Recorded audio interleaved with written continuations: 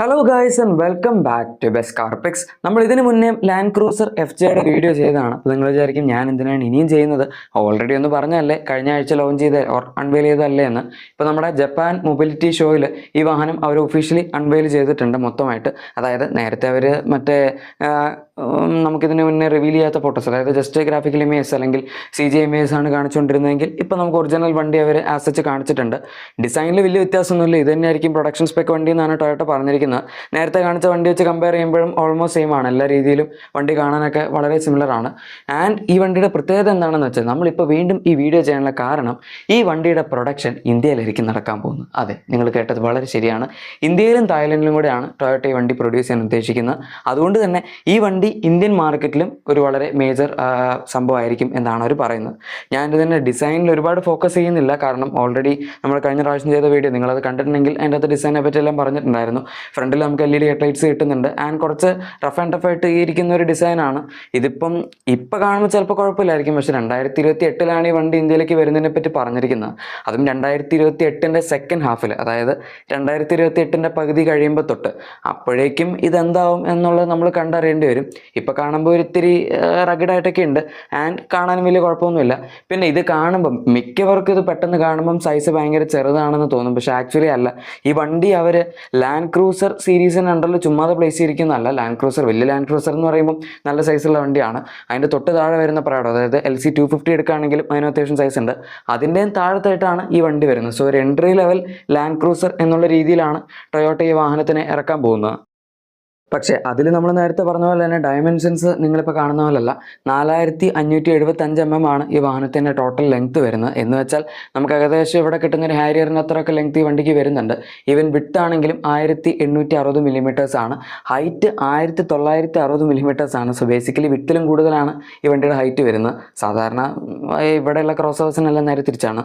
ഇതിലിപ്പോൾ ആകെപ്പാട് ഒരു ഇത്തിരി കുറവായിട്ട് പറയാൻ പറ്റുന്ന ഇതിൻ്റെ വീൽ ബേസ് ആണ്. 2580 mm ആണ് ഈ വാഹനത്തിൻ്റെ വീൽ ബേസ് വരുന്നത്.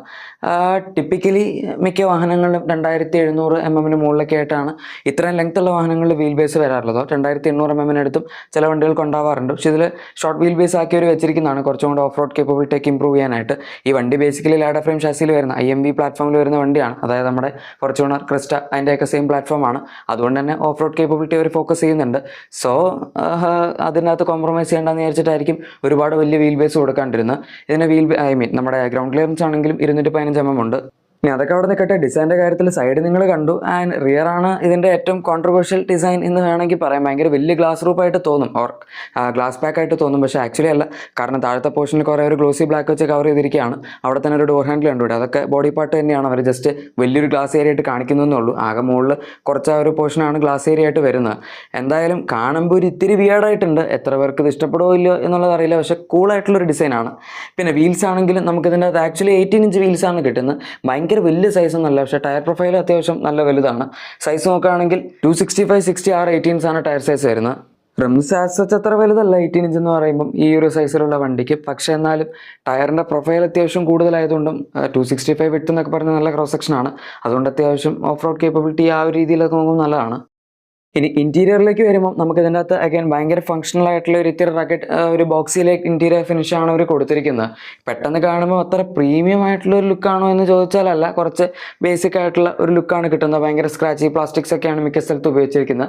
പക്ഷേ ആഫ്റ്റർ ഓൾ ഇതൊരു ലാൻഡ് ക്രൂസർ ആയതുകൊണ്ടും നമുക്ക് ടോപ്പ് ആൻഡ് LC 300 ഇപ്പോൾ വരുന്നത് ഭയങ്കര പ്രീമിയം മെറ്റീരിയൽസ് ആണ്. അതുകൊണ്ട് ഇപ്പോൾ ആരും ഓഫ് റോഡ് പോകണമെന്ന് എനിക്ക് തോന്നുന്നില്ല. കൂടുതലും ഒരു ഡെയിലി കാറായിട്ടോ, അല്ലെങ്കിൽ പണ്ട് മുതൽ ഡെയിലി കാറായിരുന്നു, പക്ഷെ എന്നാലും ഓഫ് റോഡ് ആൾക്കാർ കൊണ്ടുപോയായിരുന്നു. പക്ഷേ ഈ വണ്ടിയും കൊണ്ട് അങ്ങനെ ഓഫ് റോഡ് പോകാൻ ആൾക്കാർക്ക് തോന്നും എന്ന് എനിക്ക് തോന്നുന്നില്ല. LC 300 വെച്ച് ഈവൻ പുതിയ LC 250, അതായത് പ്രാഡോ ആണെങ്കിൽ പോലും അതും അത്യാവശ്യം റഗഡായിട്ടുള്ള ഇൻറ്റീരിയേഴ്സ് ആണ്, പക്ഷേ സ്റ്റിൽ കുറച്ചൊക്കെ പ്രീമിയം ആണെന്ന് പറയാം. ഈ വണ്ടി അങ്ങനെയല്ല, അവർ മാക്സിമം യൂട്ടിലിറ്റി ഫോക്കസ് ചെയ്തിട്ട് അത്യാവശ്യം ഫീച്ചേഴ്സൊക്കെ കൊടുത്തു. നമുക്ക് ഇതിനകത്തൊരു 12.5 ഇഞ്ച് ഇൻഫോർടൈൻമെന്റ് സിസ്റ്റം കിട്ടുന്നുണ്ട്. ആൻഡ് നമുക്ക് ഈവൻ നടുവിൽ സെൻറ്റർ കൺസോൾ ആണെങ്കിൽ പോലും ഗിയർ ഷിഫ്റ്റ് നോബൊക്കെ ആണെങ്കിൽ അത്യാവശ്യം നല്ലൊരു നീറ്റായിട്ടുള്ള ഡിസൈനിലാണ് വരുന്നത്. നമുക്ക് റോട്ടറി കൺട്രോൾസ് ആണ് 4 വീൽ ഡ്രൈവ് സെലക്ടിനോട് കൊടുത്തിരിക്കുന്നത്. ഫോർച്യൂണറിലൊക്കെ കാണുന്ന സെയിം സംഭവം. പിന്നെ വയർലെസ് ചാർജിങ് പാഡ് അങ്ങനത്തെ അങ്ങനത്തെ കുറേ സാധനങ്ങളൊക്കെ വരുന്നുണ്ട്. ഡ്യുവൽ സോൺ ഓട്ടോ എ സിയും അതുപോലെ ഹീറ്റഡ് സീറ്റ്സും സംഭവങ്ങളൊക്കെ കൊടുത്തിട്ടുണ്ട്. അത് പുറത്തായതുകൊണ്ടാണ്. ഇന്ത്യയിലേക്ക് വരുമ്പോൾ എന്തായാലും വെന്റിലേറ്റഡ് സീറ്റ്സ് വരും. അത്രയ്ക്കാണ് ഫീച്ചേഴ്സായിട്ട് നമുക്കിതിൽ ബേസിക് ലെവലിൽ പറയാൻ പറ്റുന്നത്.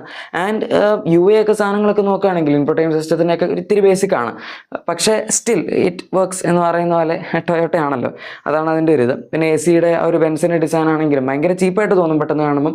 മൊത്തം സ്ക്രാച്ചി ഹാർഡ് പ്ലാസ്റ്റിക്സ് ആണ്, അതിൻ്റെ അകത്തൊരു വേറെ ക്രോം എലമെൻറ്റോ അങ്ങനത്തെ ഒന്നും കൊടുത്തിട്ടില്ല. എല്ലാം വളരെ ബേസിക് ആയിട്ടാണ് വെച്ചിരിക്കുന്നത്. അതിൽ ഏറ്റവും ബേസിക് ആയിട്ട് തോന്നുന്നത് ഇൻസ്റ്റന്റ് ക്ലസ്റ്റർ ആണ്. ഒരു 7 or 8 ഇഞ്ചസിന് ഡിസ്പ്ലേ പോലെ നടുവിൽ കൊടുത്തിട്ടുണ്ട്.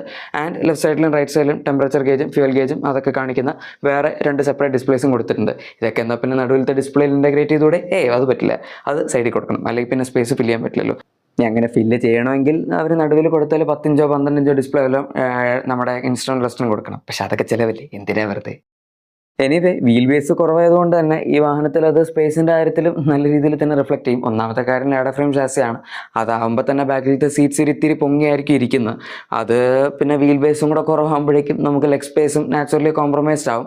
ഫോർച്യൂണറിനേക്കാളൊക്കെ കുറച്ചുകൊണ്ട് സ്പേസ് കുറവാണ് ഇതിന്. ഫോർച്യൂണറിൽ തന്നെ ആവശ്യത്തിന് സ്ഥലമുള്ളൂ. വണ്ടി കാണാൻ ഭയങ്കര ജൈജാൻറ്റിക് സൈസൊക്കെ ആണെങ്കിലും അതിൻ്റെ അകത്ത് നടുവിലിരിക്കുമ്പോൾ വലിയ സ്പേസ് ഒന്നുമില്ല, ബാക്കിലും വലിയ, അതായത് തേർഡ് റോയിലും വലിയ സ്പേസ് ഇല്ല.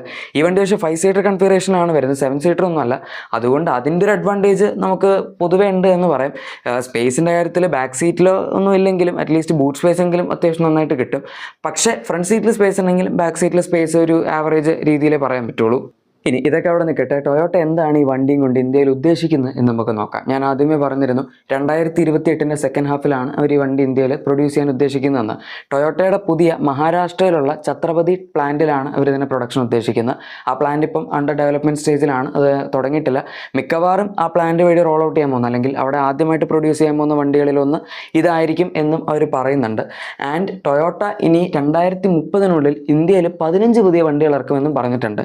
അത് എന്തുദ്ദേശത്തിലാണെന്ന് അറിയില്ല. 15 വണ്ടികളൊക്കെ അവർ എങ്ങനെ ഇറക്കുമെന്നും അറിയില്ല.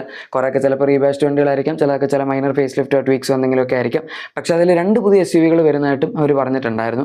അതിലൊന്ന് എന്തായാലും ഈ വണ്ടി ആയിരിക്കും, അല്ലെങ്കിൽ പിന്നെ വേറെ ഓപ്ഷനൊന്നുമില്ല. ഓൾറെഡി അവർ കൺഫേം ചെയ്തിട്ടുണ്ട് ഈ വണ്ടി ഇന്ത്യയിലായിരിക്കും ഇറക്കുന്നത് എന്നുള്ളത്. ആൻഡ് ഇവർ ഇനീഷ്യൽ സ്റ്റേജിൽ 89,000 യൂണിറ്റ്സ് ഈ വാഹനത്തിൻ്റെ ആനുവൽ പ്രൊഡക്ഷൻ കപ്പാസിറ്റി ആയിട്ടാണ് വെക്കാൻ ഉദ്ദേശിച്ചിരിക്കുന്നത്. അതിൽ 40,000 വണ്ടികൾ പുറത്തേക്ക് എക്സ്പോർട്ട് ചെയ്യാനായിരിക്കും. ബാക്കി 49,000 വണ്ടികൾ ഇന്ത്യയിൽ തന്നെ വിൽക്കാനാണ് ഇവർ ഉദ്ദേശിക്കുന്നത്. സോ അത്യാവശ്യം നല്ലൊരു കപ്പാസിറ്റി ആണെന്ന് പറയും. പിന്നീട് ഉറക്കെ വേണമെങ്കിൽ അത് ഇമ്പ്രൂവ് ചെയ്യാൻ ചെയ്യാം ഡിമാൻഡൊക്കെ അനുസരിച്ച്. ഇനി എക്സ്പോർട്ട് മാർക്കറ്റ്സ് എന്ന് പറയുമ്പം ഈ വണ്ടി ശരിക്കും UK അല്ലെങ്കിൽ US അങ്ങനത്തെ മാർക്കറ്റ്സിലല്ല ഇവർ ടാർഗറ്റ് ചെയ്യുന്നത്. നമ്മുടെ ഈ ഒരു ഏഷ്യൻ മാർക്കറ്റ്സ്, അതായത് ജപ്പാൻ ആയിക്കോട്ടെ, തായ്ലൻഡ് ആയിക്കോട്ടെ, മിഡിൽ ഈസ്റ്റ് ആയിക്കോട്ടെ, പിന്നെ even Latin American markets, Africa, അങ്ങനത്തെ സ്ഥലങ്ങളൊക്കെയാണ് ഈ വാഹനത്തിൻ്റെ ഒരു മെയിൻ ടാർഗറ്റ് ബേസ് വരാൻ പോകുന്നത്. അതുകൊണ്ട് തന്നെയാണ് ഇവർ തായ്ലൻഡിലും ഇന്ത്യയിലും ഈ വാഹനത്തിൻ്റെ പ്രൊഡക്ഷൻ മെയിനായിട്ട് ഫോക്കസ് ചെയ്തിരിക്കുന്നത്.